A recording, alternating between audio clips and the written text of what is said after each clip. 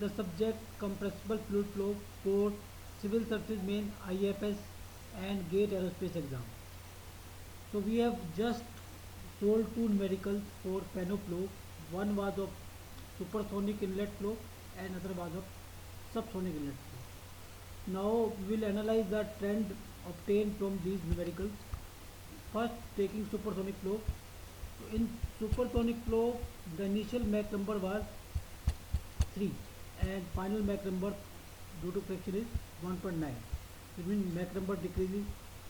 Initial temperature was 300, final temperature is 487.8, temperature increases. Initial pressure 1 atmosphere, final pressure 2.014 atmosphere, and the stagnation pressure ratio comes out as 3.367. It means stagnation pressure decreases.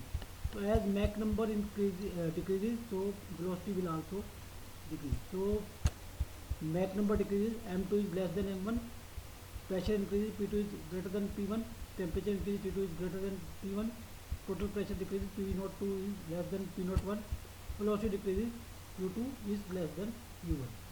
Now for subsonic flow, we have solved a numerical of for subsonic also. So, in that the initial Mach number was 0.3 and final Mach number was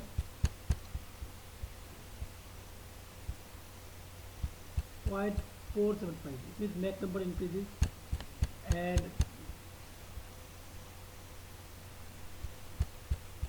P1 was 1 and P2 was 0.713 atmosphere, so pressure decreases. T1 was 273 and T2 was 265.8, so temperature decreases and pressure always decreases due to friction. So velocity will also decrease because Mach number is reducing. So here the results are Mach number so velocity will also increase because Mach number is increasing. Here Mach number increases, pressure decreases, temperature decreases, total pressure decreases, velocity increases. Okay, so this is the effect of friction. So we can remember this just by taking this, that Mach number always moves towards unity. When there is supersonic flow, the Mach number would decrease. If Mach number decreases, then u2 will also decrease.